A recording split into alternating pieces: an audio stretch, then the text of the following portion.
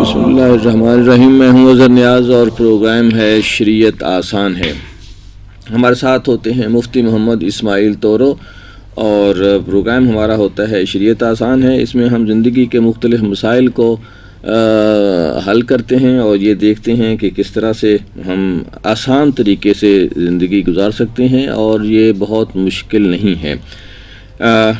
اس وقت بھی مفتی صاحب ہمارے ساتھ موجود ہیں اور نمبر ایک نوٹ کر لیجئے، وہ ہے 25468081. یہاں آپ فون کر کے بھی آپ بتا سکتے ہیں اور ہمارا ایک سیل نمبر ہے 033351035517. اس پہ جو ہے آپ اس کو ایس ایم ایس کر سکتے ہیں مفتی صاحب کو تاکہ آپ کو اپنے سوالات کے جواب مل سکیں. اوور ٹو مفتی صاحب ہمارے ساتھ لائیو موجود ہیں. اگر آپ کوئی بھی پوچھنا چاہیں تو ہم سے پوچھ سکتے ہیں. مفتی صاحب.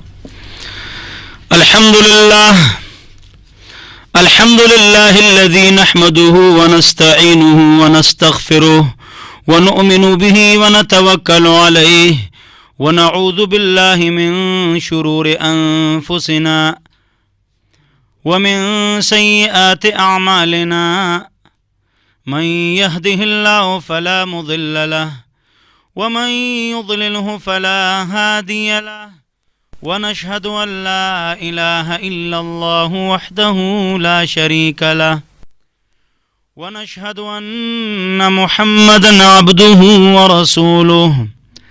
أما بعد فأعوذ بالله من الشيطان الرجيم. بسم الله الرحمن الرحيم.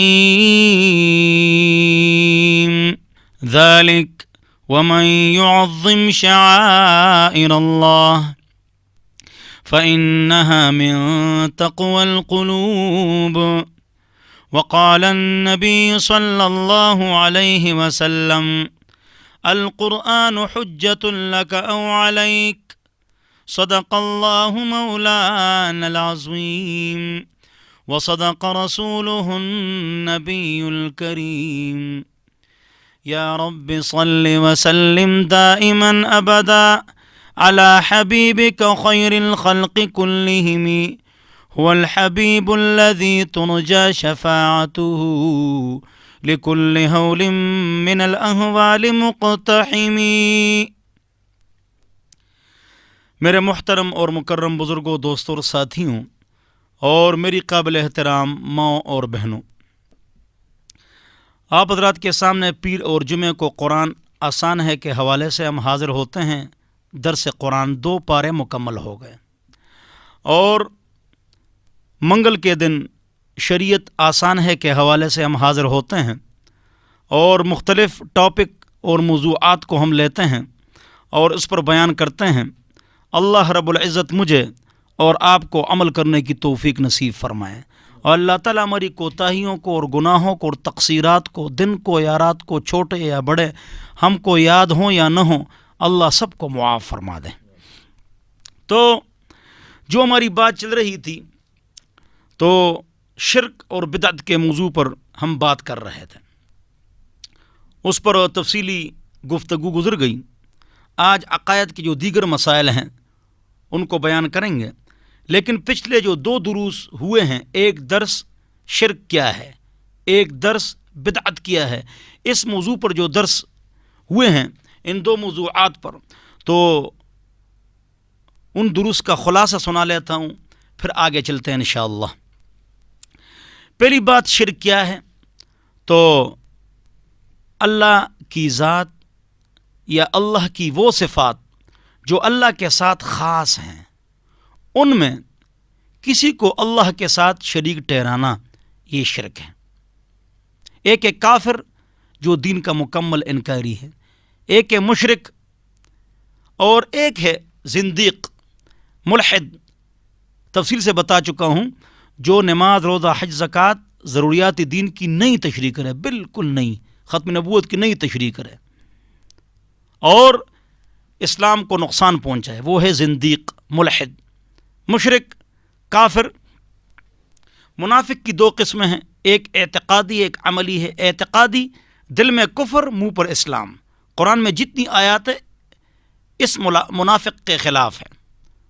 قرآن میں شروع کی جو 13 آیات ہیں سورہ بقرہ کی، پہلی 5 آیات مسلمانوں کے بارے میں، 2 آیات کافروں کے متعلق، 13 آیات منافقوں کے متعلق، وہ منافق اعتقادی کے متعلق کہ دل میں کفر اور منہ پر اسلام، اور ایک کہ منافق عملی ہمیشہ جھوٹ بولے، کبھی غلطی اور انسان سے ہوتی ہے، ہمیشہ بدعہدی کرے، ہمیشہ خیانت کرے اور ہمیشہ گالیاں دے، تو وہ نقصان دہ ہے اور وہ عملی منافق ہے۔ اللہ ہم سب کو محفوظ فرمائے۔ شرک،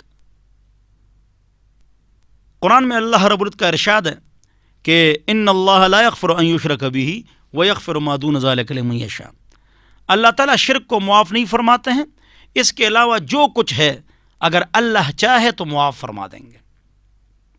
تو شرک سے ہم نے بچنا ہے، اس کی معافی نہیں۔ نبی فرماتے ہیں میں غیرتی ہوں، اللہ مجھ سے زیادہ غیرتی ہے۔ آج ہم کو شرک برداشت نہیں ہے، بیوی سے جتنی غلطیاں ہو جائیں معاف ہے، لیکن اگر وہ شرک کرے تو وہ قابل نامعافی جرم ہے، اور ہم غصہ کھاتے ہیں، اور بخاری شریف کی روایت ہے کہ زیادہ غیرتی ذات اللہ کی ہے۔ اللہ فرماتے ہیں سب کچھ برداشت ہے، شرک برداشت نہیں ہے۔ اور بخاری شریف کی روایت ہے کہ ان لکل نبی دعوۃ مستجابۃ، ہر نبی کی ایک دعا قبول ہوتی ہے، فتعجل کل نبی دعوتہ، ہر نبی نے وہ دعا کر لی، فارغ ہو گئے۔ علی نبینا وعلیہم الصلاۃ والسلام، وإنی اختبأت دعوتی شفاعۃ لأمتی یوم القیامہ، میں نے اپنی دعا چھپا کے رکھی ہے، اور پردہ فرمانے کے بعد وہ دعا میں کروں گا، اور وہ کیا ہے، میں اپنی امت کے لیے شفاعت کروں گا، اور اللہ میری شفاعت کو قبول فرمائیں گے، شرط من لا یشرک باللہ شیئا، جو اللہ کے ساتھ کسی کو شریک نہ ٹھہرائے۔ بت کے سامنے سجدہ کرنا شرک، زندہ انسان کے سامنے سجدہ کرنا شرک، اگر وہی انسان دفن ہو جائے تو اس کے سامنے سجدہ کرنا شرک۔ اللہ ہم سب کو محفوظ فرمائے۔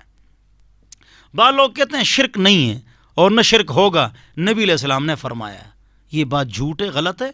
پاک پیغمبر نے یہ فرمایا کہ مجھے زیادہ خوف شرک کا نہیں ہے، آپ پر میں نے آپ کے عقائد کی خوب اصلاح کی ہے، مجھے زیادہ خوف دنیا کا ہے کہ دنیا آپ پر وسیع ہو جائے اور تم اس سے گمراہ ہو جاؤ، اس طرح کی حدیث ہے۔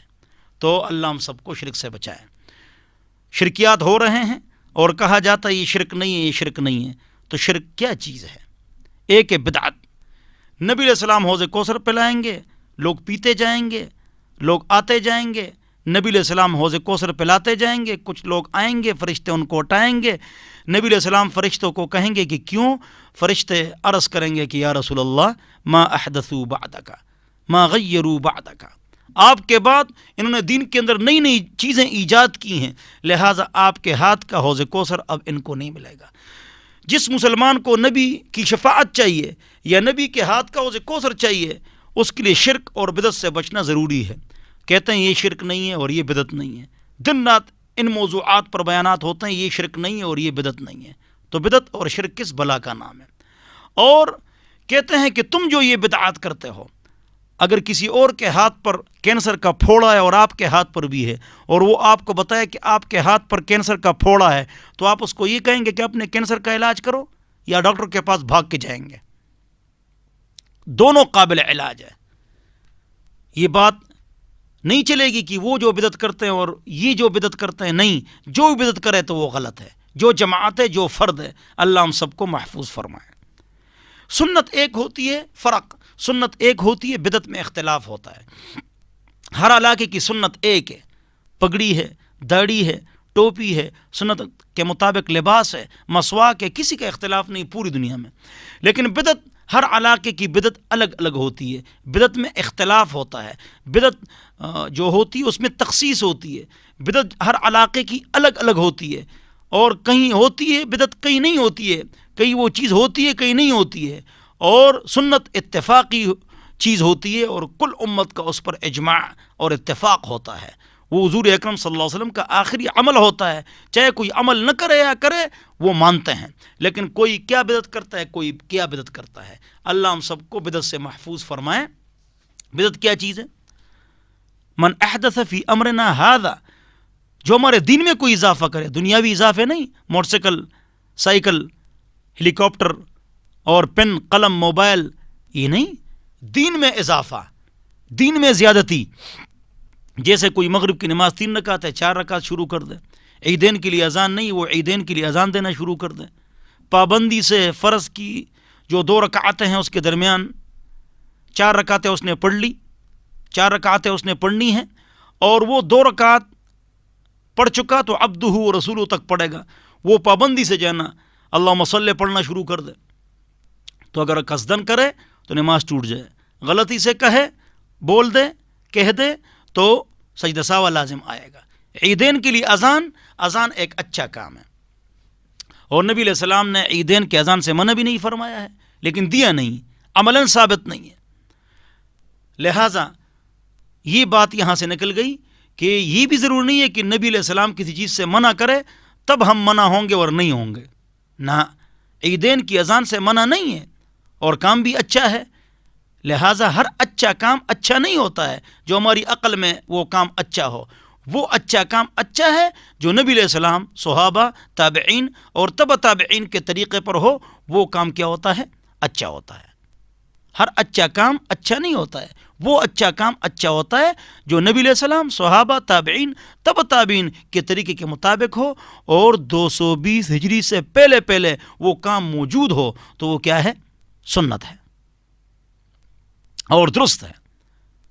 اس کی دلیل میں نے دی تھی، خیر القرون قرنی ثم الذین یلونہم ثم الذین یلونہم علیکم بسنتی وسنت الخلفاء الراشدین المہدیین، تمہارے اوپر میری سنت اور میرے صحابہ کی سنت، یہ لازم اور ضروری اور واجب ہے۔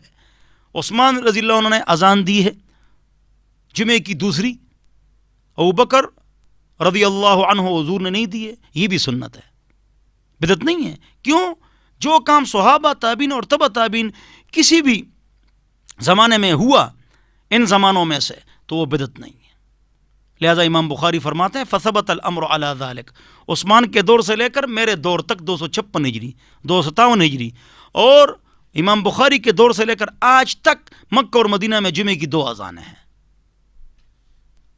اسی طرح یہ ممبر تو حضور اکرم صلی اللہ علیہ وسلم کے زمانے میں ہے، یہ محراب اور مینار یہ عمر ابن عبدالعزیز رحمۃ اللہ علیہ انہوں نے یہ چیزیں بنائی ہیں، یہ تبع تابعی میں سے ہے، لہٰذا تابعی میں سے ہے، تو تابعی میں سے جو ہو یا تبع تابعی میں سے جو ہو، جو کام، جو بات، تو وہ بدعت نہیں ہوگی اور وہ بات درست ہوگی۔ بہرحال تو میں آپ کو بتا رہا تھا قرآن پر اعراب تابعین نے لگائے ہیں۔ حضرت علی رضی اللہ عنہ کے شاگرد، عظیم شاگرد، صرف و نحو کے امام، عربی گرامر کے امام ابو الاسود الدؤیلی، انہوں نے زبر زیر پیش لگایا قرآن پر، تو تابعین کا زمانہ ہے، لہٰذا یہ بدعت نہیں ہے۔ اسی طرح ایک قول حجاج بن یوسف کا بھی قول ہے، لیکن تابعین نے ایک کام کیا، صحابہ نے ایک کام کیا اور دیگر صحابہ نے اس پر تنقید نہیں کی، اگر تنقید کر لی تو وہ بھی بدعت ہو جائے گی۔ جیسے چاش کی نماز سنت ہے، حضور نے یہ نماز پڑھی، آپ پڑھتے ہیں، پوری دنیا پڑھتی ہے، صحیح احادیث میں ثابت ہے، سورج گرم ہو جائے تو چاش کی نماز۔ اب صحابہ آتے تھے ٹولی ٹولی اور ٹولی ٹولی کے انداز میں یہ نماز پڑھتے تھے، مسلم شریف کی روایت ہے۔ اب چاش کی نماز تو کیا ہے؟ سنت ہے۔ حضرت عبداللہ ابن عمر رضی اللہ عنہما نے غصہ کیا، یہ بدعت ہے، تو چاش کی نماز تو سنت ہے۔ یہ ٹولی ٹولی کے ساتھ پڑھنا نبی اور صحابہ سے ثابت نہیں ہے، اور بڑے عظیم محدث، فقیہ اور متقی صحابی نے اس پر تنقید کر لی تو یہ چیز غلط ہو گئی۔ تمام صحابہ نے پورے مہینے تراویح کی جماعت کرائی، حضور نے 2-3 دن کرائی۔ اب یہ کیا ہے؟ یہ درست ہے اور صحیح ہے۔ جو کام حضور اکرم صلی اللہ علیہ وسلم نے نہیں کیا، صحابہ، تابعین اور تبع تابعین نے کیا، تو وہ بھی کیا ہے؟ درست ہے اور ٹھیک ہے، اور وہ بدعت نہیں ہے۔ اللہ ہم سب کو سمجھ عطا فرمائے۔ پاک رب نے اور پاک نبی نے فرمایا کہ خیرات و صدقات کرو، پوری دنیا کرتی ہے، اس کو کسی وقت، کسی دن کے ساتھ خاص کرنا، یہ بھی کیا ہے؟ بدعت اور غلط ہے۔ اسی طرح حضور اکرم صلی اللہ علیہ وسلم نے فرمایا کہ جمعے کے دن کو روزے کے لیے اور جمعے کی رات کو تہجد کے لیے خاص مت کرو، یہ تو عظیم رات اور عظیم دن ہے، لیکن نبی سے تخصیص ثابت نہیں ہے، لہذا اگر آپ تخصیص کریں گے تو یہ غلط کام کریں گے۔ پیر کو ہم روزہ رکھیں گے، پاک پیغمبر نے رکھا اور صحابہ نے رکھا، یہ تخصیص قرآن و سنت سے ثابت ہو گئی. جب ثابت ہو گئی لہٰذا اب ہم اس پر عمل کریں گے. اور جہاں تخصیص ایک وقت کی حضور سے، صحابہ سے، تابعین سے، تبع تابعین سے ثابت نہیں ہے اور ہم اپنی طرف سے اس کو مخصص اور خاص کریں اور مقید کریں تو یہ چیز کیا ہو جاتی ہے؟ بدعت ہو جاتی ہے. اللہ ہم سب کو محفوظ فرمائے. ایک بدعت مکفرہ ہے، کافر بنانے والی بدعت، جس تحریف قرآن، حدیث کا انکار، ختم نبوت کا انکار، ضروریات دین کی نئی تشریح، یہ بدعت مکفرہ ہے. ایک بدعت مفسقہ ہے، وہ بدعت جو آدمی کو فاسق بناتی ہے. بعض اوقات ایک دن متعین کیا جاتا ہے انتظامی امور کے تحت، اس میں ثواب نہیں سمجھا جاتا ہے، اور اگر کوئی یہ دن متعین نہ کرے تو دوسرے لوگ اس پر تنقید نہ کریں. انتظامی امور کے تحت ایک دن متعین کیا جاتا ہے، اور کبھی اتوار کے دن کوئی دعوت کی جاتی ہے کہ سب کی چھٹی ہے، یا فلانا دن اور فلانا دن. اس میں عبودیت کو دخل نہیں ہوتا ہے کہ اس دن کو کریں گے تو بڑا ثواب ہوگا جی. تو وہ انتظامی امور کے تحت تخصیص یا چھٹی کا دن ہے. تخصیص وہ ایک الگ مسئلہ ہے. دین میں دین سمجھ کر اضافہ، وہ اضافہ جو ان ادوار میں ثابت نہیں ہے تو وہ کیا ہے؟ بدعت ہے. اللہ ہم سب کو سمجھ عطا فرمائے. پوری دنیا بدعت سیئہ کو مانتی ہے، پوری دنیا بدعت سیئہ کو مانتی ہے. تو بدعت سیئہ کیا ہے وہ بتا دیا جائے.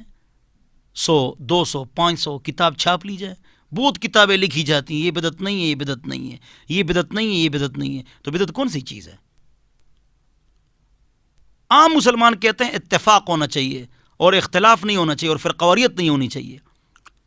میں فرقواریت کی جڑ آپ کو بتاتا ہوں. فرقہ بنتا کس طرح ہے؟ عید کے لیے اذان نہیں ہے، ایک آدمی عید کے لیے اذان دے اور 2-3 آدمی دوڑ کے آ جائیں اور وہ کہیں کہ بھائی یہ نبی علیہ السلام سے ثابت نہیں تو یہ کام مت کرو. اذان دینے والا کہے میں تو کوئی گالیاں نہیں دے رہا ہوں، پاک رب کا نام بلند کرتا ہوں نا، اذان دے رہا ہوں.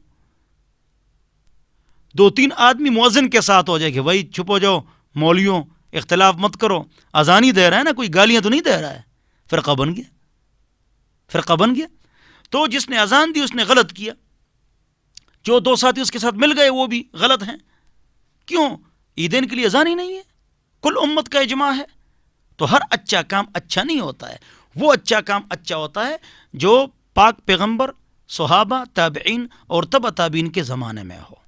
اللہ ہم سب کو سمجھ عطا فرمائے اور ان باتوں کو سمجھو. تو فرقہ کب بنتا ہے؟ جب نئی نئی بدعات نکلیں گی، اچھے علماء ان بدعات پر رد کریں گے تو فرقہ بنتا جائے گا. فرقے اتحاد تب ہوگا جب ہم توحید و سنت پر آ جائیں اور شرک و بدعت کو چھوڑ دیں. جہاں شرک ہوگا یا بدعت ہوگی فرقہ بنتا جائے گا، بلکہ فرقے بنتے جائیں گے. اللہ ہم سب کو محفوظ فرمائے، اللہ ہم سب کو سمجھ عطا فرمائے. یہ بات ختم ہو گئی. اگلی بات جو آج کرنی ہے وہ یہ ہے کہ پاک رب کے بعد جو درجہ ہے وہ تمام انبیاء کرام کا ہے. تمام انبیاء کرام کا اونچا درجہ ہے، اور تمام انبیاء کرام میں 313 رسول نبراس اس کے اندر لکھا ہوا ہے. 313 رسولوں کا درجہ اونچا ہے، اور 313 رسولوں میں 4 رسولوں کا درجہ جو ہے وہ اونچا ہے. داؤد علیہ السلام، حضرت داؤد، موسیٰ، عیسیٰ، محمد علی نبینا وعلیہم الصلاۃ والسلام. ان کا درجہ جو ہے وہ تمام انبیاء اور رسولوں سے اونچا ہے. 4 کا، وہ 4 کون سے ہیں میں نے آپ کو بتا دیا کہ 4 کا درجہ اونچا ہے. اللہ رب العزت کے بعد کن کا درجہ ہے؟ بعد از خدا تو ہی بزرگ قصہ مختصر. خدا کے بعد کس کا درجہ ہے؟ یا رسول اللہ، اے محمد مصطفیٰ صلی اللہ علیہ وسلم، آپ کا درجہ ہے.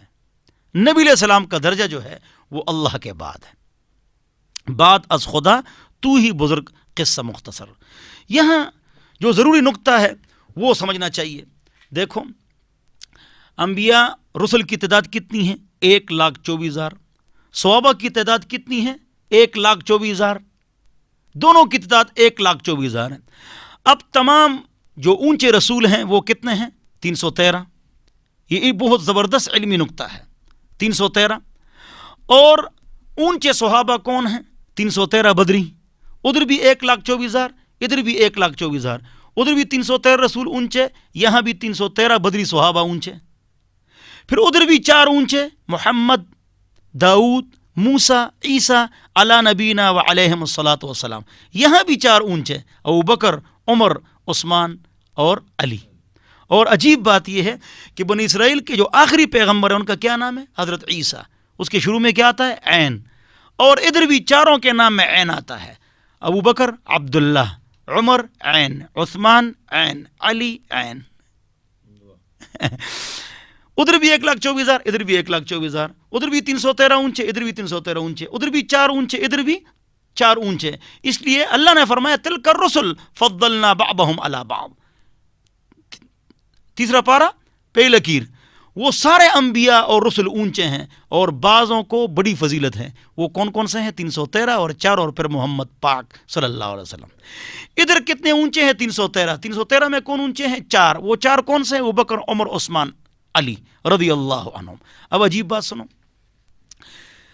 اب حضرت عیسیٰ علیہ السلام کے بارے میں 3 جماعتیں ہیں. ایک جماعت کہتی ہے نعوذ باللہ نقل کفر نباشت کہ عیسیٰ علیہ السلام حرامی ہیں. یہودی یہی کہتے ہیں، حرام کی اولاد ہے. یہ یہودیوں کا عقیدہ ہے. پھر بھی عیسائی یہودی اور یہودی عیسائیوں کے ساتھ ملے ہوئے ہیں. ان کے پیغمبر کے بارے میں ان کا کیا عقیدہ ہے؟ عیسیٰ علیہ السلام حرام کی اولاد ہے. یہ کن کا عقیدہ ہے؟ یہودیوں کا. عیسائیوں کا کیا عقیدہ ہے؟ ان میں 70 سے زیادہ فرقے ہیں اور 3 بڑے اونچے فرقے ہیں ان کے: ملکانیہ، تیجانیہ، یعقوبیہ. خدا ہے 1، 2 خدا کا بیٹا ہے 3، تینوں کو ملاؤ 1 خدا بنتا ہے. تو ایک نے درجہ گھٹا دیا اور گالیاں دی، وہ یہودی ہیں. اور ایک نے درجہ بڑھا دیا اور وہ اتنا بڑھا دیا کہ خدا تک کے درجے تک پہنچا دیا. تو عیسیٰ علیہ السلام کے بارے میں 3 جماعتیں ہیں. اور ایک جو اسلام کی جماعت ہے انہوں نے کیا کہا کہ پاک صاف ہے، نجیب الطرفین ہے اور اللہ کے عظیم ولی، بزرگ اور پیغمبر ہیں، لیکن خدا نہیں ہے. اسی طرح حضرت علی رضی اللہ عنہ کے بارے میں بھی 3 جماعتیں ہیں. حضرت علی رضی اللہ عنہ کے بارے میں 3 جماعتیں ہیں. اس لیے حضور اکرم صلی اللہ علیہ وسلم نے فرمایا تہلک فیک فریقتان، اے علی رضی اللہ عنہ کرم اللہ وجہہ، کہ تم میں 2 جماعتیں گمراہ ہوں گی. ایک مبغض فیک، ایک جماعت تم سے بہت بغض کرے گی، خوارج، اور ایک جماعت تم سے اتنی محبت کرے گی کہ تجھے الوہیت کے درجے تک لے جائے گی. تو حضرت علی رضی اللہ عنہ یہ اہل بیت کے سرتاج ہیں اور ہمارے سرتاج ہیں، ہمارے سردار ہیں، اہل بیت کے سردار ہیں، ہماری آنکھوں کا سرما ہے، ہم ان کے قدموں کی خاک ہے، وہ ہماری پگڑی اور تاج ہیں، حضرت علی رضی اللہ عنہ. خوارج نے کیا کہا؟ قبح اللہ وجہہ، نعوذ باللہ علی کے چہرے کو اللہ قبیح بنا دے. اہل سنت نے کہا کرم اللہ وجہہ، اللہ اس کے چہرے کو باعزت بنائے، خوبصورت بنا دے، مزیدار بنا دے، چمکیلا بنا دے، روشندار بنا دے. اس لیے حضرت علی رضی اللہ عنہ کے بارے میں کہا جاتا ہے علی، حضرت علی کرم اللہ وجہہ. اور پاک پیغمبر محمد مصطفیٰ احمد مجتبیٰ صلی اللہ علیہ وسلم نے فرمایا انا مدینۃ العلم وعلی بابھا، میں شہر ہوں علم کا اور علی رضی اللہ عنہ ان کے دروازے ہیں. من کنت مولاؤ فعلی مولاؤ، جن کا میں دوست ہوں اس کا علی دوست ہے، جس کا علی دوست ہے اس کا میں دوست ہوں. بہرحال تو 4 کا درجہ اونچا ہے اور علی رضی اللہ عنہ کے بارے میں نے آپ کو بتا دیا. تو یہ صحابہ کا مقام آپ کو بتا رہا ہوں. اللہ اللہ فی اصحابی، اللہ سے ڈرو، اللہ سے ڈرو میرے صحابہ کے بارے میں. لا تتخذوهم غرضا من بعدی، میرے بعد ان کو اپنے اعتراضات کا نشانہ مت بناؤ. فمن احبهم فبحبی احبهم، جو ان سے محبت کرتا ہے وہ حقیقت میں مجھ سے محبت کرتا ہے، اور جو ان سے بغض کرتا ہے وہ حقیقت میں مجھ سے بغض کرتے ہیں. بات سمجھ میں آ گئی؟ یہ ہے. تو اللہ تعالی ہم سب کو صحابہ کے ساتھ محبت نصیب فرمائے. جس جماعت کا جو بھی عالم ہے ہر جمعے کے خطبے میں یہ حدیث پڑھتا ہے اللہ اللہ فی اصحابی، اللہ سے ڈرو، اللہ سے ڈرو میرے صحابہ کے بارے میں، اور ان کو اپنے اعتراضات کا نشانہ مت بناؤ. ایک تاریخ جس کی سند نہیں ہے، ایک قرآن و حدیث جس کی سند موجود ہے. قرآن و حدیث میں صحابہ پر تنقید ہے نہیں، بلکہ تعریف ہے۔ حدیث میں تنقید بھی ہے اور تعریف بھی ہے۔ ہم تاریخ کو نہیں مانتے ہیں، کیوں؟ جس کی سند موجود نہیں ہے، جس میں رطب و یابس ہے، جس میں خشک و تر ہے۔ ہم صحابہ کے بارے میں تاریخ کو نہیں مانتے ہیں، نہ تاریخ طبری کو مانتے ہیں، نہ البدایہ والنہایہ کو مانتے ہیں۔ اگر اس کی روایت قرآن و سنت سے متصادم ہے، اس میں کوئی روایت ایسی موجود ہے جو صحابہ کی شان کے خلاف ہے، ہم ماننے کے لیے تیار نہیں ہیں۔ ہم کو پاک رب نے سرٹیفکیٹ دے دیا ہے صحابہ کے بارے میں، فرما دیا ہے کہ رضی اللہ عنہم ورضوا عنہ، اللہ ان سے راضی، وہ اللہ سے راضی۔ اولئک کتب فی قلوبہم الایمان، اللہ نے ان کے دلوں میں ایمان لکھ لیا تھا۔ کتب فی قلوبہم الایمان، اللہ نے ان کے دلوں میں ایمان لکھ لیا تھا۔ اولئک هم الراشدون، وہ رشد و ہدایت پر تھے۔ اولئک هم المؤمنون حقا، وہ سچے مومن تھے۔ محمد الرسول اللہ، محمد اللہ کے رسول ہیں۔ والذین معہ، اور اس کے جو ساتھی ہیں تکڑے ایماندار متقی، اشداء علی الکفار رحماء بینہم، آپس میں بڑی محبت کرنے والے ہیں اور کافروں کے خلاف نہایت سخت ہے۔ اے دنیا والو، نبی فرماتے ہیں اگر تم سارے جمع ہو جاؤ اور سونا چاندی کے پہاڑ تم اللہ کے راستے میں خرچ کرو، میرا ایک صحابی آتا ہے اللہ کے راستے میں ایک کھجور یا آدھی کھجور صدقہ کرتا ہے، تمہارے سونے چاندی کے پہاڑ صحابہ کے اخلاص تک نہیں پہنچ سکتے ہیں۔ لہذا ضروری ہے کہ صحابہ کے ساتھ ہم محبت کریں، ان سے الفت کریں اور ان پر تنقید نہ کریں۔ اور صحابہ کے آپس کے اختلافات یا جو دو لڑائیاں ہوئی صفین اور جنگ جمل، اس پر تفصیل سے میں آپ حضرات کے سامنے درس دے چکا ہوں۔ پہلا پارہ جو ہمارا چل رہا تھا تو اس میں تفصیل سے مشاجرات صحابہ پر میں درس دے چکا ہوں کہ وہ غلط فہمی اور اجتہادی جنگ تھی، اور یہ نعوذ باللہ کرسی کی جنگ اس کو کہنا یہ گناہ ہے۔ اللہ ہم سب کو معاف فرمائے۔ اس سے حضور اکرم صلی اللہ علیہ وسلم خفا ہو جائیں گے، نبی علیہ السلام خفا ہو جائیں گے۔ صحابہ کی شان اونچی ہے، اللہ ہم سب کو سمجھ عطا فرمائے۔ اولئک آبائی فجئنی بمثلہم اذا جمعتنا یا جریر المجامع، یہ تو ہمارے آبا و اجداد ہیں، ہمارے بزرگ اور اولیاء ہیں، ان پر تنقید کرنا یہ نقصان اور گمراہی سے خالی نہیں ہے۔ تو بہرحال میں آپ کو بتا رہا تھا کہ صحابہ کی اونچی شان ہے، اہل بیت کی اونچی شان ہے، عظمت والی شان ہے، اور اہل بیت اور صحابہ آپس میں بہت زیادہ محبت فرماتے تھے، اور تمام صحابہ جو ہے وہ اہل بیت کو قدر کی نگاہ سے دیکھتے تھے۔ چنانچہ ایک مرتبہ یہ واقعہ پیش آیا کہ حضرت عمر رضی اللہ عنہ نے ایک فیصلہ کیا، وہ خلیفہ تھے، اور حضرت علی رضی اللہ عنہ چیف جسٹس تھے۔ ایک فیصلہ کیا، غلطی ہوئی، دوسرا فیصلہ کیا، غلطی ہوئی، کئی فیصلوں میں حضرت عمر رضی اللہ عنہ سے غلطی ہوئی، اور تو حضرت علی رضی اللہ عنہ فرماتے تھے کہ حضرت یہ مسئلہ اس طرح نہیں، یہ حد واقع نہیں کرنی ہے، یہ اس طرح مسئلہ ہے۔ حضرت عمر رضی اللہ عنہ کو کہنا پڑا، کیا کہنا پڑا؟ لولا علی لہلک عمر، اگر علی رضی اللہ عنہ اس دنیا میں موجود نہ ہوتے تو عمر ہلاک ہو جاتا ہے۔ یہ کیا چیز ہے؟ یہ آپس کی محبت ہے۔ اسی طرح حضرت علی رضی اللہ عنہ کے جو بچے تھے، 19 سے زائد بچے تھے حضرت علی رضی اللہ عنہ کے، انہوں نے اپنے بچوں کے نام ابوبکر، عمر، عثمان، عائشہ، طلحہ، یہ ان کے بچوں کے نام ہیں۔ یہ صحابہ سے محبت کی علامت ہے، بحار الانوار میں ہے، اس طرح دیگر کتابوں میں یہ حوالے موجود ہے۔ حضرت امام جعفر صادق یہ کون ہے؟ یہ اہل بیت کے سرتاج 5ویں امام ہیں۔ ان کی والدہ کا نام کیا ہے؟ ام فروہ ہے۔ یہ کون ہے؟ ان کی جو والدہ محترمہ ہیں وہ حضرت ابوبکر رضی اللہ عنہ کی پوتی بھی ہے اور نواسی بھی ہے، اور ان کے بیٹے کا نام، امام جعفر صادق کے بیٹے کا نام عمر ہے، امام حسن کے بیٹے کا نام عمر ہے، ابوبکر کے بچوں کا نام ابوبکر، عمر، عثمان، عائشہ، طلحہ ہے، بلکہ حضرت علی رضی اللہ عنہ کے 2 بیٹوں کے نام عمر الاصغر، عمر الاکبر، چھوٹے عمر اور بڑے عمر۔ یہ محبت کی علامت ہے، ورنہ ہم اپنے بیٹے کا نام حامان، فرعون، قارون رکھ لیں گے؟ نہیں رکھیں گے۔ انہوں نے یہ نام رکھے، دلیل ہے محبت کی۔ یہ جو کفر ہے یہ مسلمانوں کو آپس میں لڑاتا ہے، لڑنا جھگڑنا یہ بری چیز ہے، اور اتفاق اور اتحاد اور محبت اور الفت یہ ہماری ذمہ داری ہے۔ وَاعْتَصِمُوا بِحَبْلِ اللَّهِ جَمِيعًا وَلَا تَفَرَّقُوا، اور اللہ تعالیٰ کی رسی کو مضبوطی سے باندھ لو اور تفرقہ میں نہ پڑو۔ تمام جو اہل بیت کے سردار ہیں، تمام اہل بیت ہیں اور تمام سید ہیں، وہ ہمارے سروں کے تاج ہیں۔ یہ جو ہمارے 11 بزرگ، 11 امام ہیں، حضرت علی رضی اللہ عنہ ہیں، امام حسن ہیں، حسین ہیں، اور کاظم ہیں، امام جعفر ہے، تقی نقی ہیں، رحمہم اللہ، جو ہمارے بہت بڑے بزرگ ہیں، یہ سب کے سرتاج ہیں، کسی کا ان کے بارے میں اختلاف نہیں ہے۔ اہل بیت اور صحابہ دونوں کے ساتھ محبت کرنا یہ جزء ایمان ہے، اور اس میں نقصان کرنا یہ گمراہی نہیں تو اور کچھ اور کیا ہے۔ اللہ ہم سب کو محفوظ فرمائے۔ اگلی بات جو آپ حضرات کے سامنے کرنی ہے وہ ہے شفاعت۔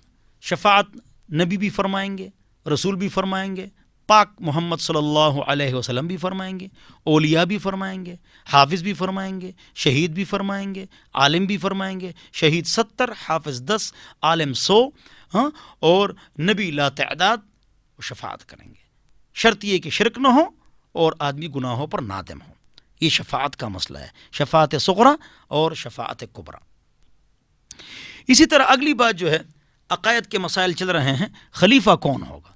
پاک پیغمبر محمد مصطفیٰ صلی اللہ علیہ وسلم کا ارشاد ہے، الائمۃ من قریش، امام جو ہوگا وہ قریشی ہوگا۔ تو جتنے بھی امام گزرے ہیں وہ قریشی گزرے ہیں مسلمانوں کے۔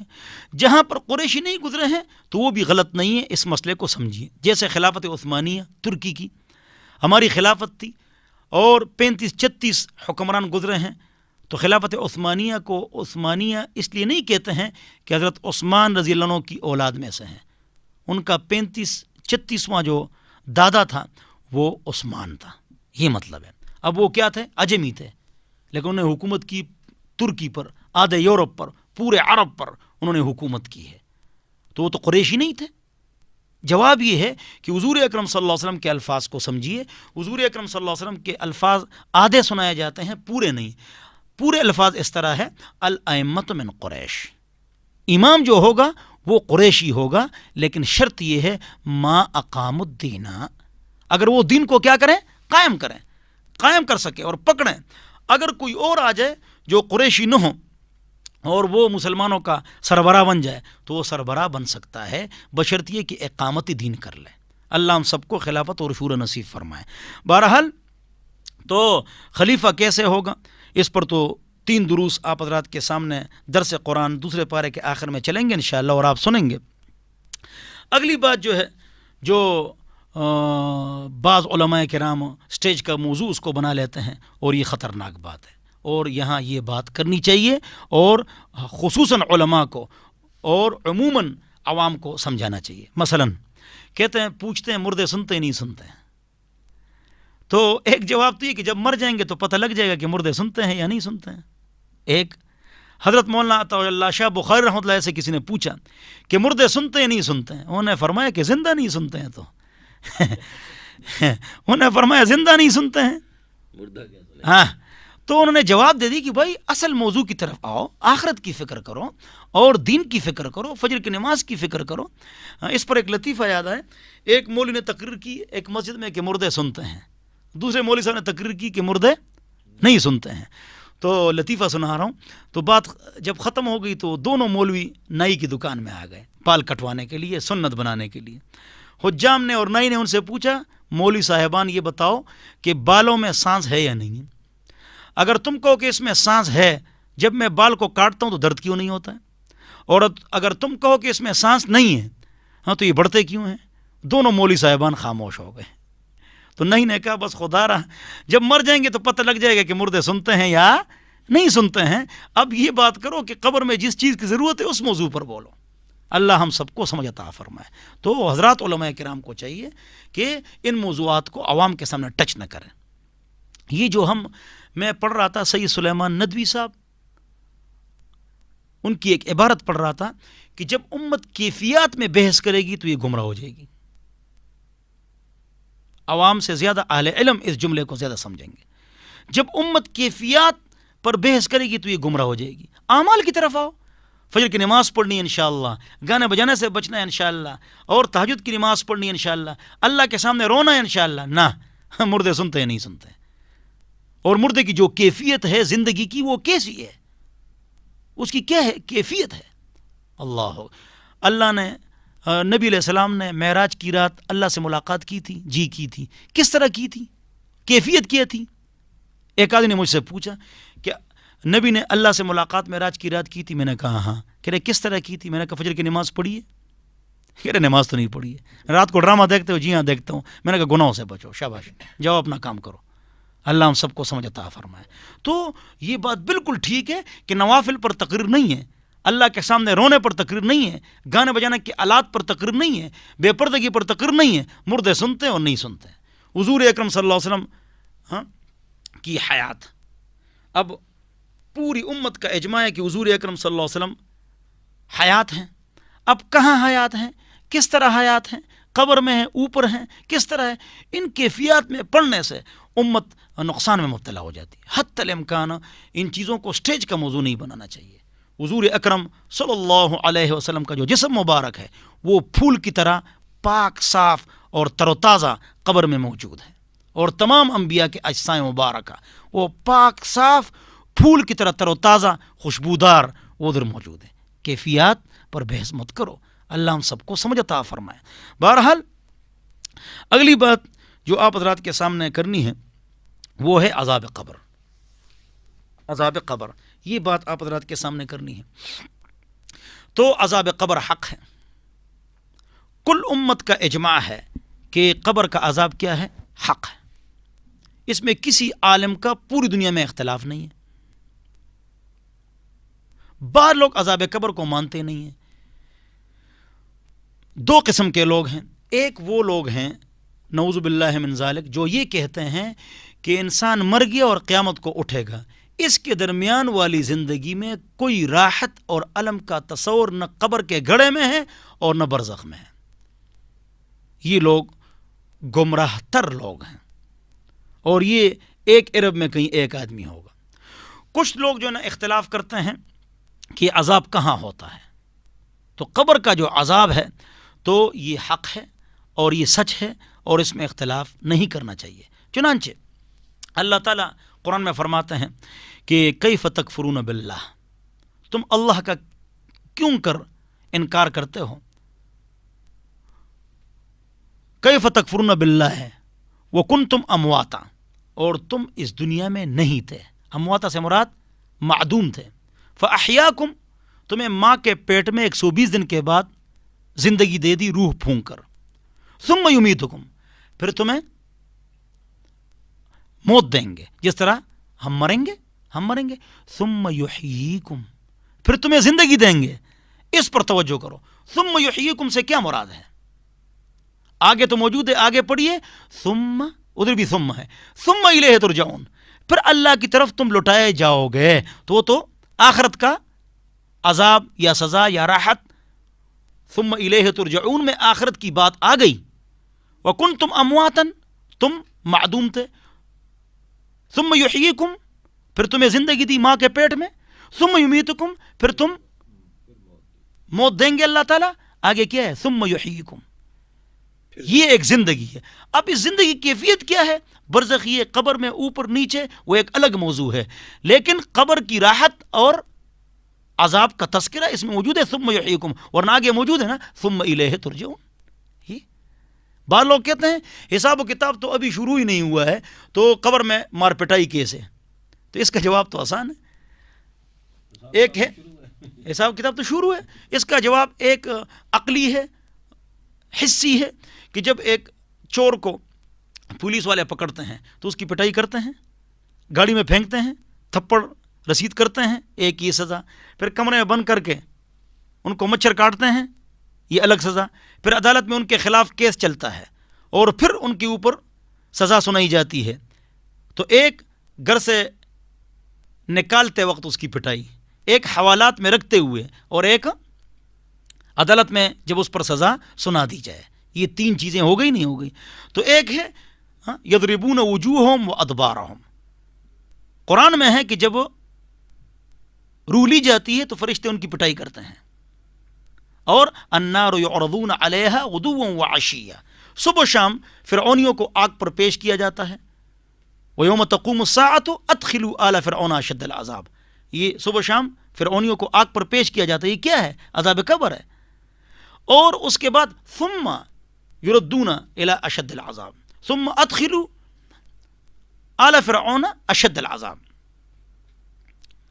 اب آل فرعون کو شدید عذاب میں جو ہے نا کیا کرو، داخل کرو. النار یعرضون علیہا غدوا وعشیا ویوم تقوم الساعۃ ادخلوا آل فرعون اشد العذاب. پہلے عبارت میں غلطی ہوئی. تو یہ کیا ہے؟ ایک آدمی نے مجھے کہا کہ ان کو آگ پر پیش کیا جاتا ہے نا تو عذاب تو نہیں ہوتا ہے نا. ایک آدمی نے مجھے یہ کہا.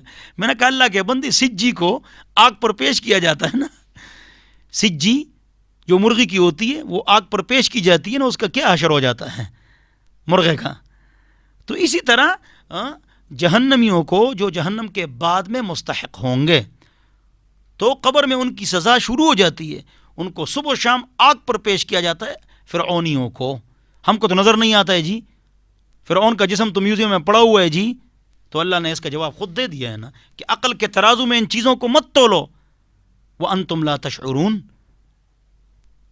تمہیں شعور تک نہیں، تمہاری عقل میں اور تمہارے شعور میں یہ بات آئے گی نہیں.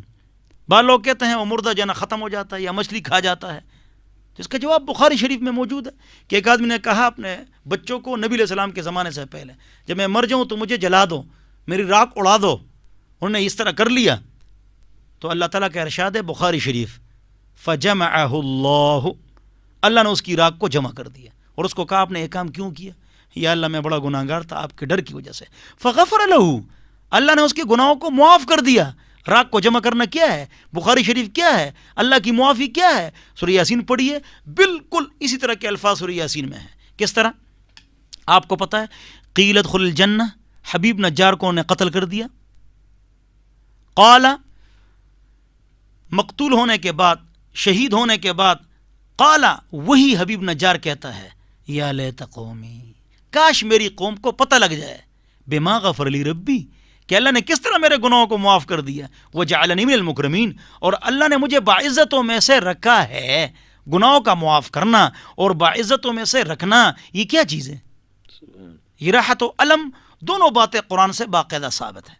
اللہ ہم سب کو سمجھ عطا فرمائے. میں نے آیتیں بھی آپ کو سنا دی اور احادیث تو بہت ساری ہیں. ایک بخاری شریف کی حدیث بھی آپ کو سنا دی کہ راکھ جمع کر دی.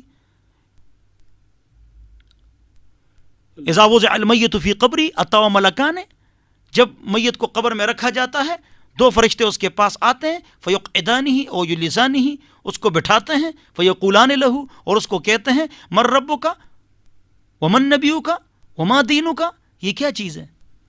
ثم اماتہ فاقبرہ، ہم نے انسان کو موت دی پھر قبر دی. فاذا هم الاجداث الى ربهم ينسلون، ان قبروں سے سارے لوگ بھاگیں گے. یہ کیا ہے؟ لا تقم علی قبرہ، اے محمد مصطفیٰ صلی اللہ علیہ وسلم اس منافق کی قبر پر مت کھڑے ہو. یہ قبر کے الفاظ جہاں پر بھی قرآن میں موجود ہے، کون سی قبر مراد ہے؟ قبر کے الفاظ، جدث کے الفاظ، کہاں سے یہ لوگ اٹھیں گے؟ اللہ ہم سب کو سمجھ عطا فرمائے. بہرحال تو یہ تفصیلی بحث آپ حضرات کے سامنے گزر گئی. اکثر لوگ یہ سوال کرتے ہیں عجیب کہ بھائی یہ مسئلہ قرآن میں دکھاؤ. ایک آدمی نے مجھے کہا مفتی صاحب یہ مسئلہ قرآن میں دکھاؤ. میں نے کہا قرآن میں تو نہیں دکھا سکتا ہوں. تو نہیں مانو گے؟ میں یہ مسئلہ آپ کو قرآن میں نہیں دکھا سکتا ہوں، نہیں مانو گے؟ چپ ہو گیا. اللہ کے بندے ایک مسئلہ قرآن میں نہیں ہے تو آپ نہیں مانیں گے؟ کیا صرف دلیل قرآن ہے؟ قرآن اصول بیان کرتا ہے، قرآن متن ہے، قرآن ٹیکسٹ ہے، حدیث کا ٹیسٹ پیپر ہے، اس کی تشریح ہے. اللہ نے فرمایا نماز پڑھو. کتنی رکعتیں ہیں؟ یہ کہاں پر ہے؟ حدیث میں ہے. چور کا ہاتھ کاٹو، کون سا؟ دایاں، بایاں، کلائی تک، بغل تک، کتنا کاٹیں؟ دایاں کاٹو، کلائی تک کاٹو. تو یہ کہاں پر ہے؟ حدیث میں ہے. اللہ فرماتے ہیں حج کرو. کس طرح حج کریں؟ 3 فرائض ہے، 7 واجبات ہے. یہ بات کہاں لکھی ہوئی ہے؟ حدیث میں ہے. اللہ فرماتے ہیں فاسعوا الی ذکر اللہ، جمعے کی اذان ہو جائے نماز کے لیے بھاگو. ہم مسجد میں بھاگ کے آ گئے، کیا کریں گے اب؟ 2 خطبے اور 2 رکعت فرض جماعت کے ساتھ. یہ تو قرآن میں نہیں، حدیث میں ہے. اللہ ہم سب کو سمجھ عطا فرمائے. ایک ساتھی میرے پاس آیا، یہ لطیفہ بھی ہے اور علمی بات بھی ہے، اور یہ موضوع بھی آپ کو سمجھ میں آ جائے گا کہ قرآن و سنت اور اجتہاد ہماری دلیل ہے. قرآن، سنت اور اجتہاد. اگر سب کا اجتہاد ہو تو اجماع ہے، اور اگر اختلاف ہو تو یہ قیاس شرعی ہے اور تقلید ممدوح ہے. بہرحال تو میں آپ کو بتا رہا تھا کہ قرآن، حدیث اور اجتہاد یہ ہماری دلیل ہے. ایک آدمی آیا کہ جی میں صرف قرآن کو مانتا ہوں، حدیث کو نہیں مانتا ہوں. میں نے کہا آپ کا جنازہ پڑھیں گے؟ کہ ہاں جی جنازہ تو پڑھیں گے. میں نے کہا قرآن میں تو نہیں ہے جنازہ، یہ تو حدیث میں ہے. میں نے کہا آپ کا ختنہ آپ کے گھر والوں نے کیا جو سنت مؤکدہ ہے؟ کہ جی کیا ہے. میں نے کہا قرآن میں تو نہیں ہے، یہ تو حدیث میں ہے. اللہ ہم سب کو سمجھ عطا فرمائے. وہی قرآن میں دکھاؤ. یہ سوال ہے کہ یہ مسئلہ قرآن، حدیث اور اجتہاد میں دکھاؤ. اس کی دلیل وہی روایت ہے حضرت معاذ بن جبل رضی اللہ عنہ کی کہ بعثہ الی الیمن، حضور اکرم صلی اللہ علیہ وسلم نے ان کو یمن بھیجا اور کہا بما تقضی یا معاذ، اے معاذ آپ کس چیز پر فیصلہ کریں گے؟ انہیں کیا جواب دیا؟ اقضی بکتاب اللہ، میں اللہ کی کتاب پر فیصلہ کروں گا. حضور نے کیا فرمایا کہ بس نہیں، فإن لم تجد فیہ، اگر وہ مسئلہ قرآن میں نہ ہو، کتاب اللہ میں نہ ہو. ابو داؤد شریف یہ حدیث مشہور ہے، صحیح سے اونچا درجہ ہے. علامہ ابن القیم رحمۃ اللہ علیہ فرماتے ہیں تو اگر آپ قرآن میں وہ مسئلہ نہ پائیں، انہوں نے کہا فبسنت رسول اللہ، نبی کی سنت پر میں فیصلہ کروں گا. ہاں پھر آگے نبی علیہ السلام خاموش نہیں ہوئے کہ بس ٹھیک ہے قرآن حدیث میں ٹھیک ہے تو بس خاموش نہ. فإن لم تجد فیہ، اگر وہ مسئلہ صراحتاً آپ کو حدیث میں بھی نہ ملے تو پھر آپ کیا کریں گے؟ تو انہیں کیا جواب دیا؟ اجتہد برأیی، میں اجتہاد کروں گا. یہ ہے. تو حضور اکرم صلی اللہ علیہ وسلم نے شاباش دی، سینے پر تھپکی دے کر کہا الحمدللہ الذی وفق رسول رسولہ لما یحب ویرضی، او کما قال النبی صلی اللہ علیہ وسلم. اللہ کا بیشی معاف فرمائے. تمام تعریفیں اس ذات کے لیے ہیں جس نے رسول کی ایلچی کو اس بات کی توفیق دی. اللہ بھی راضی ہے، نبی بھی خوش ہیں. بہرحال تو اللہ کا بیشی معاف فرمائے. تو ضروری ہے کہ اس بات کو بھی سمجھا جائے کہ قرآن، سنت، اجماع اور قیاس شرعی، قیاس شرعی پر الگ ایک انشاءاللہ ہم بیان کریں گے اور اس پر بات کریں گے. میرے خیال میں آج اتنا سبق کافی ہے. اللہ تعالیٰ مجھے اور آپ کو عمل کرنے کی توفیق نصیب فرمائے. آخر میں یہ اعلان کروں گا کہ جون جولائی کی چھٹیاں انشاءاللہ آ رہی ہیں، تو آپ تمام حضرات سے گزارش ہے، خواتین سے بھی گزارش ہے کہ مرد اور عورت دونوں کے لیے الگ الگ کلاسز ہم لگاتے ہیں، دونوں کے لیے. اور اس میں ہم تجوید، قرات اور اما پارے کی تجوید، 40 احادیث عربی میں، 40 دعائیں، عربی گرامر اور ضروری مسائل، اور عورتوں کے الگ جو مسائل ہوتے ہیں ان کے خاص وہ مستورات ان کو پڑھاتی ہیں عالمات. تو ہماری کلاسز لگتی ہیں، 137 کلاسز لگتی ہیں الحمدللہ پورے پاکستان میں، اور لندن میں بھی اور انڈونیشیا میں بھی الحمدللہ. تو جون جولائی میں آپ ہمارے پاس یہ کورس کریں گے. سبق جو ہوتا ہے وہ صرف عصر تا مغرب ہوتا ہے، اور عورتوں کے لیے 9 سے 12 بھی اور عصر تا مغرب بھی اس میں وہ شرکت فرمائیں. تو انشاءاللہ وہ دین سیکھ لیں گے، عربی سیکھ لیں گے، تجوید ٹھیک ہو جائے گی، احادیث، مسائل، انشاءاللہ بہت کچھ 40-50 دنوں میں ان کو آ جائے گا. اور شرائط کیا ہیں؟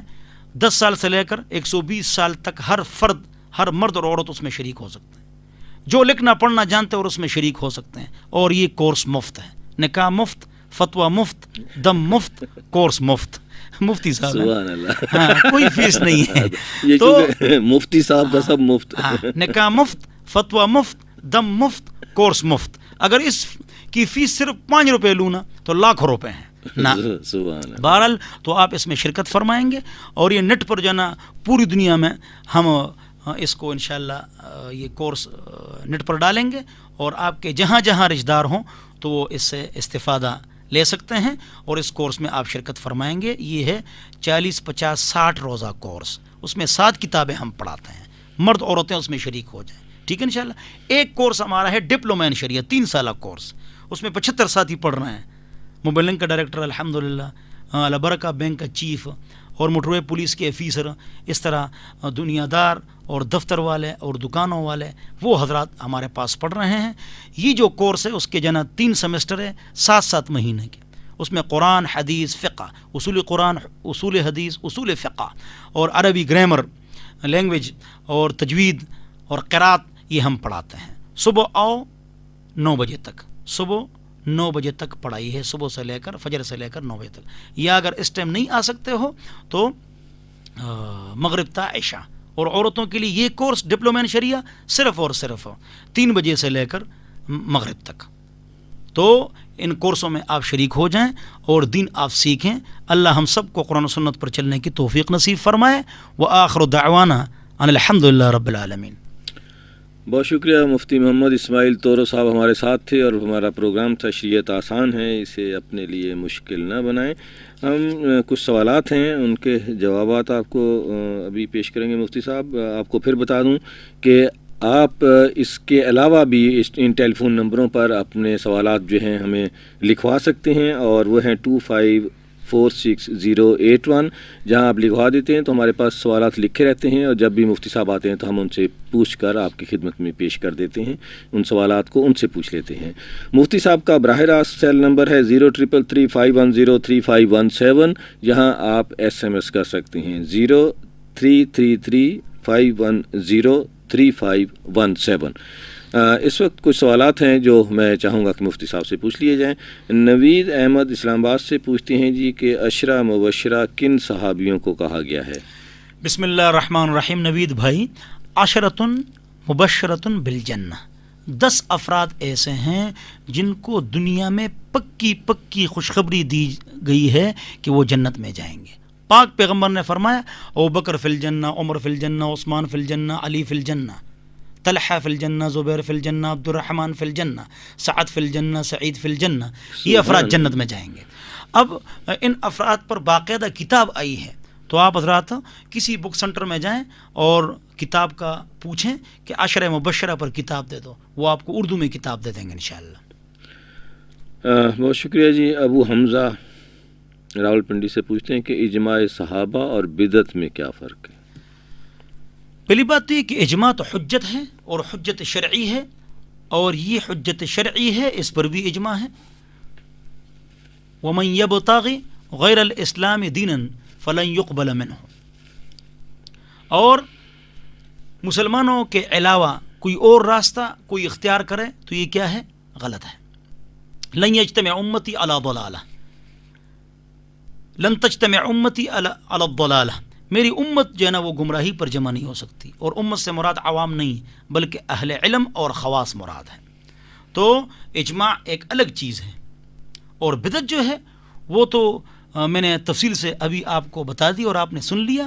پوری ایک تقریر بھی اس موضوع پر ہو گئی اور آج بھی بیان ہو گیا. بدعت دین کے اندر دین سمجھ کر ایسا اضافہ جو حضور اکرم صلی اللہ علیہ وسلم، صحابہ، تابعین اور تبع تابعین سے ثابت نہ ہو. عاصمہ بین راولپنڈی سے پوچھتے ہیں کہ کیا عورت جماعت کرا سکتی ہے جبکہ مقتدی بھی عورتیں ہی ہوں؟ جواب: اگر عورت جماعت کرائے تو یہ جائز ہے. چنانچہ عاصمہ رضی اللہ عنہا نے جماعت کرائی ہے. اسی طرح حضرت عائشہ رضی اللہ عنہا نے جماعت کرائی ہے. ایک بار جماعت کرا لے تو جائز ہے. تعلیم کے لیے جماعت کرائے تو جائز ہے. کوئی حافظ لڑکیوں سے قرآن بھول جائے گا، وہ جماعت کرائے. تقف وسطہن، جب جماعت کرائے گی درمیان میں کھڑی ہوں گی اور امام کی طرح آگے کھڑی نہیں ہوں گی، تو وہ جماعت کرائے تو یہ جائز ہے. اور اس میں کسی عالم کا اختلاف نہیں کہ عورت جماعت کرا سکتی ہے، لیکن یہ ہے تعلیماً، یہ ہے جوازاً، یہ ہے جزئی بات، یہ ہے کبھی کبھی، یہ ہے قرآن بول رہا ہو. مستقلاً اور باقاعدہ اگر ایک عورت امام بن جائے اور وہ جماعتیں کرانا شروع کر دیں تو یہ غلط ہے. اس کی باقاعدہ صریح دلیل حضرت عائشہ رضی اللہ عنہا سے موجود ہے کہ لا خیر فی جماعت النساء، عورتوں کی جماعت میں خیر نہیں ہے. صحیح روایت ہے، ان سے مروی ہے. اور حضرت علی رضی اللہ عنہ فرماتے ہیں کہ لا تؤم المرأۃ، عورت جو ہے وہ امامت نہیں کرائے گی. اور اس کے لیے آسان دلیل یہ ہے کہ مکہ اور مدینہ ہے، وہاں کون سی عورت امام ہے؟ یا ہماری جو ہے نا مائیں حضور اکرم صلی اللہ علیہ وسلم کی بیویاں اور ابوبکر، عمر، عثمان، علی رضی اللہ عنہم، یہ جو صحابہ ہے، عورتوں کے لیے الگ کوئی مسجد تھی جس میں عورتیں باقاعدہ نماز کے لیے جاتی تھی اور عورت ان کی جو ہے نا امام ہوتی تھی؟ نہیں، تمام عورتیں مسجدوں میں آ کر حضور اکرم صلی اللہ علیہ وسلم کے پیچھے نماز پڑھتی تھی. کہاں؟ مردوں کی صف، پھر بچوں کی صف، پھر عورتوں کی صف. اور اس وقت بھی حضور اکرم صلی اللہ علیہ وسلم نے اعلان فرمایا تھا کہ عورت کا اپنے گھر میں نماز پڑھنا میرے پیچھے نماز پڑھنے سے بہتر ہے. خیر صفوف النساء آخرها. مسلم شریف کی روایت ہے کہ بہترین صف عورت کی جو ہے نا وہ آخری ہے. اور عائشہ رضی اللہ عنہا نے فرمایا جو بخاری شریف میں ہے کہ لو رأى النبی صلی اللہ علیہ وسلم، حضور اکرم صلی اللہ علیہ وسلم کا انتقال ہو چکا ہے.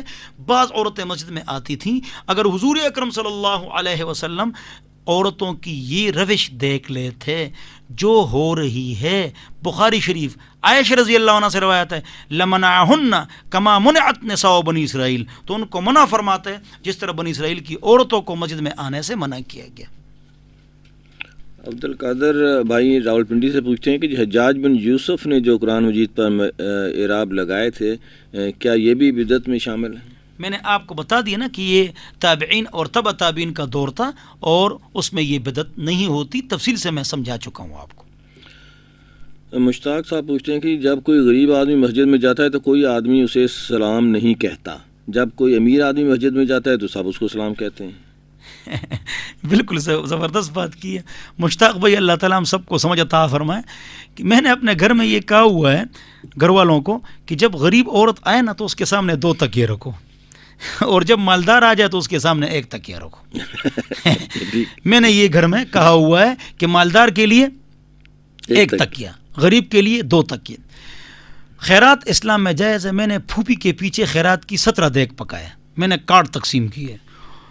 کارڈ تقسیم کیے اپنے علاقے میں، موچی، نائی، جن کو زندگی میں کسی نے کارڈ نہیں دیا ہو میں نے اعلیٰ کارڈ ان کو دے دیے، کسی مالدار کو نہیں بلائے. اور 17 جو دیگ پکائے وہ سارا جو نا غریب، مسکین، اور کارڈ ان لوگوں کو دیے کہ انہوں نے کارڈ کی شکل کبھی دیکھی نہیں ہوگی. تو آپ کی بات صحیح ہے کہ لوگ غریبوں کا خیال نہیں کرتے اور مالداروں کا خیال کرتے ہیں. چنانچہ پاک پیغمبر نے خود فرمایا، مسلم شریف کی روایت ہے، شر الولیمہ، وہ ولیمہ شریر ہے، یدعی لها الاغنیاء ویترک الفقراء، کہ فقیروں کو چھوڑا جائے اور مالداروں کو بلایا جائے. بلکہ ایک روایت میں آتا ہے یترکو من یأتیہا ویدعی من یأباہا، جو انکار کرتا ہے اس کو کہتے ہیں آپ نے ضرور آنا ہے، ایم پی اے ہے نا، مالدار ہے نا، اور جو آنا چاہتے ہیں اس کو بلاتے نہیں ہیں. ویترکو من یأتیہا. تو آپ کی بات ٹھیک ہے. اور خصوصاً مسجد جو ہے، مسجد کے ساتھیوں کو چاہیے کہ سب کو برابر نگاہ سے دیکھیں، نہیں کہ مالدار کو عزت دیں اور غریب کو عزت نہ دیں. یہ اچھی بات نہیں ہے. اللہ ہم سب کو سمجھ عطا فرمائے. بلکہ ایک عجیب بات جلالین کے حاشیے میں ایک عجیب بات لکھی ہے اور مجھے بہت پسند ہے. اس میں لکھا ہے کہ پڑوسی کون ہوتا ہے. کوئی کہتا ہے سامنے، کوئی کہتا ہے پیچھے، کوئی کہتے ہیں دونوں طرف، آپ کے گھر کے جو دونوں اطراف ہیں، کوئی کہتے ہیں آپ کے گھر کے ارد گرد 40 گھر. جی، جلالین کے حاشیے میں بڑی اچھی بات لکھی ہے کہ پڑوسی وہ ہیں جو ایک مسجد میں آپ کے ساتھ نماز پڑھیں. ہاں، زبردست. یہ پڑوسی ہیں، ان کا خیال، ان کی عیادت، ان کی بیماری، ان کی صحت، ان کی مدد، اور غریب کے ساتھ زیادہ مدد کرنی چاہیے. وہ پڑوسی ہیں اور وہ مطلب بیمار ہے تو آتے آتے اس کے تکے کے نیچے 100 200 500 روپے بھی رکھنے چاہیے. اللہ ہم سب کو سمجھ عطا فرمائے. سبحان اللہ. ویسے بھی مشتاق بھائی جو آتا ہے میرے خیال میں اس کو سلام کرنا چاہیے. یہ نہیں کہ اگر امیر آدمی آتا ہے تو اسے مسجد میں بیٹھے ہوئے لوگ سلام کریں، یا غریب آدمی آتا ہے تو اسے سلام نہ کریں.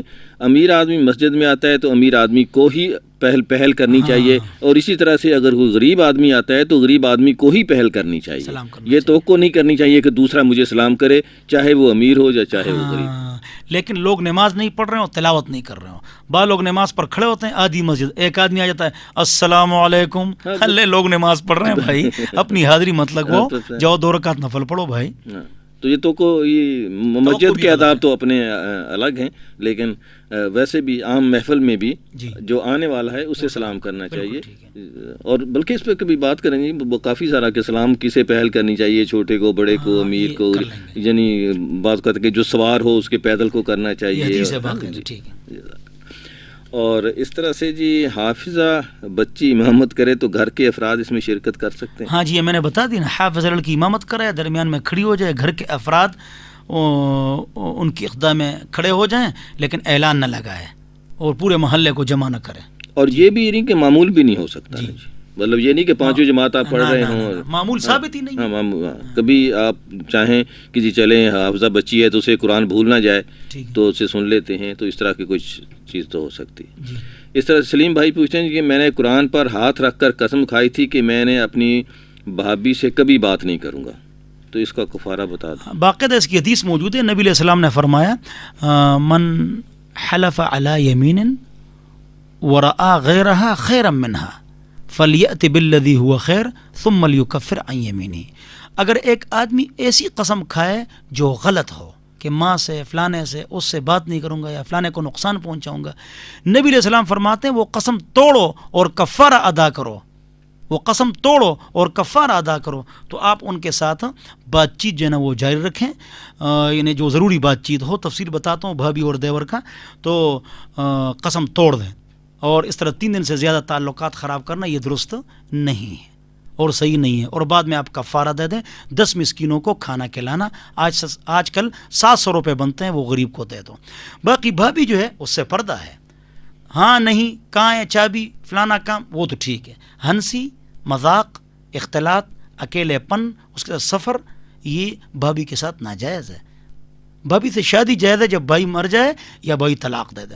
لہذا بھائی اور اس طرح سالی اور بہنوئی شریعت میں ان سے پردہ ہے. اللہ ہم سب کو سمجھ عطا فرمائے. بہت شکریہ مفتی صاحب. ہمارا پروگرام کا وقت ختم ہو چکا، بلکہ 5-7 منٹ اوپر ہو گئے. بہت شکریہ. ہمارا پروگرام تھا شریعت آسان ہے، جو آپ ہر منگل کو 11 سے 12 بجے براہ راست سنتے ہیں، اور جس میں ہمارا فون نمبر ہے 25460881 اور مفتی صاحب کا نمبر 03335103517، جہاں آپ سوال لکھوا کر ان سے پوچھ سکتے ہیں.